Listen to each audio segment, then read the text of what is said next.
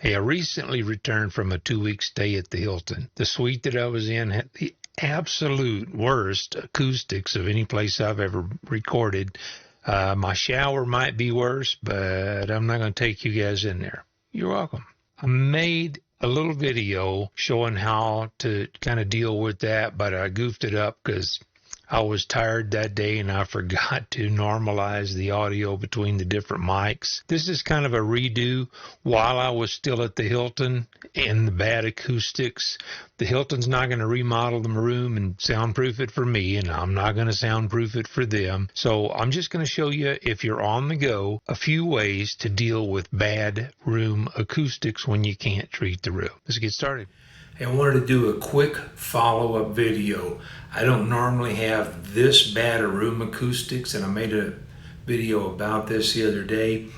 I wanted to kind of do a follow-up, and I had to take advantage of it while I'm here because I don't normally have terrible room acoustics. And really the best way to deal with that is to deal with the room, not try to work around that when possible. But I'm stuck here in the Hilton, you know. I got this is what I got to work with, and I don't know if it's picking up the refrigerator and the dishwasher and all that stuff in the background, but I'm working with what I have.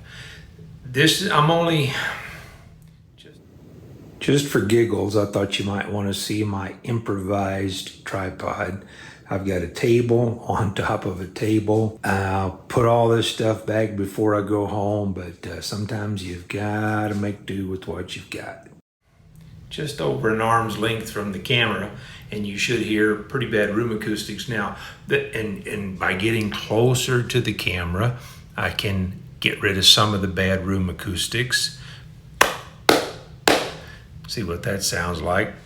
And I've got terrible lighting here, but this isn't a video about the light. There are ways to deal with that. I don't have any provisions to do that today, so let's work with one thing at a time. We're working on audio. I'm gonna move over there because sometimes you have to do that. Okay, now I am approximately 8 feet away.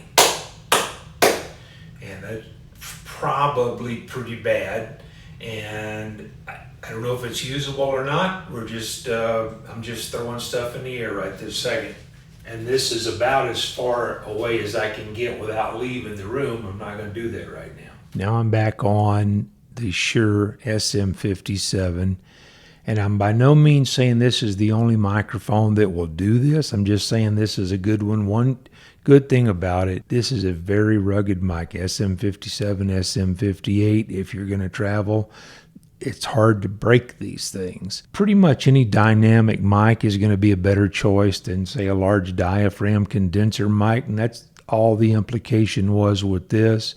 And I didn't clarify that very well. If you're going to travel and you have to deal with bad room acoustics, like I said, it's much better to deal with the room, but when you're not in a fixed location, you have to do other things. If you've got a lot of noise, you can turn the gain on this down and get even closer to it. I didn't turn the gain down, so I don't know if I'm clipping it or not. I may be. That will help eliminate other room noises. So that's all I wanted, just kind of a brief overview.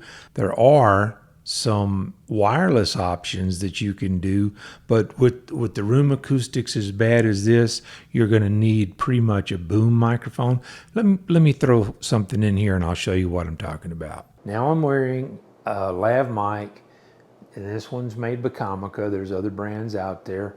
I like this one so far. I'm guessing that the room acoustics are still bad because there's still distance from the microphone to my mouth. Now, the good thing about the lav mic is you heard the difference between when I was right here earlier, and when I was right here earlier. So it should be the same with the wireless microphone.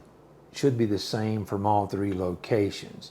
Now, if I were wearing a boom mic, in my opinion, that's the best option, but it's the most visible option. The lav mic I can put under my shirt. There's a lot of ways to hide that. I normally wear a hat so I don't sunburn my bald head. Let me show you how I wear the the lav mic when I'm doing that. This is another option for the lav mic, and I just realized I was wearing my headset. I've got a bone conduction headset. I don't even know I have that thing on, and it's not in my peripheral vision, so I took it off. When I went to go put this on and put this microphone under my hat, I realized I was wearing the other headset. So I'm not going to redo that part of the video, but in case you wonder, that also is an option. But this is, I want to show you now. I'm guessing at this point that I still have a lot of echo, but I'm going to show you. You can turn the gain down on this if you use a little bit of a boom microphone. Pretend like you can't see my hand, and this is roughly what a boom mic would sound like. And I've got the gain turned down on the cell phone. The neat thing with this, by doing this, using a boom mic, like before, if you got closer to the camera, it got louder. If you got further away, it got weaker and the echo was more pronounced. Now, I'll go to my high echo location. Now, this is from the high echo location with all my gain turned down to a respectable level. The audio should be good. And if you can live with people seeing the mic, and they make different colored ones for different applications, but if you're in really bad room acoustics, to me the audio is more important than somebody seeing that you're talking with a microphone. That's just my opinion, and you're welcome to a different one. If I can't hear a video, I generally won't watch it. So now, since I introduced accidentally my work headset, I'll show you what a Bluetooth option is on the bone conduction type boom microphone. I hadn't even planned to review this headset, but because I accidentally had it on, I was working today and I accidentally left the thing on. So this is another option. Now this probably gets rid of most all of my room acoustics. I have never used this particular microphone on this application before, so I don't know what it sounds like, but I'm looking at the levels. I'm going to have to turn it up a little bit in post, but I don't know. See, you and I will find out at the same time, because I don't know until I review this video what this microphone sounds like. But it's a decent option. It's Bluetooth, so you don't have the range of the Comica wireless, but I'm all the way over here, and if you don't find this particular microphone overly intrusive, this one might be an option for you, or some other Bluetooth microphone might be an option for you. This thing, it doesn't plug up your ears. It's a bone conduction headset. I haven't been using it very long. I just got it a few days ago, so can't give you a lot of information on it. So far I like it. Uses magnetic charging, but that's not what this video is about. This video is about dealing with room acoustics, and I think this might be a usable option for you, or some other little boom headset. And by golly, if this works for you, it works for you. That's the bottom line. If it works, it works.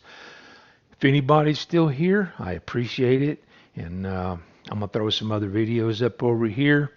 I'll catch you in one of those, or I'll catch you down the road.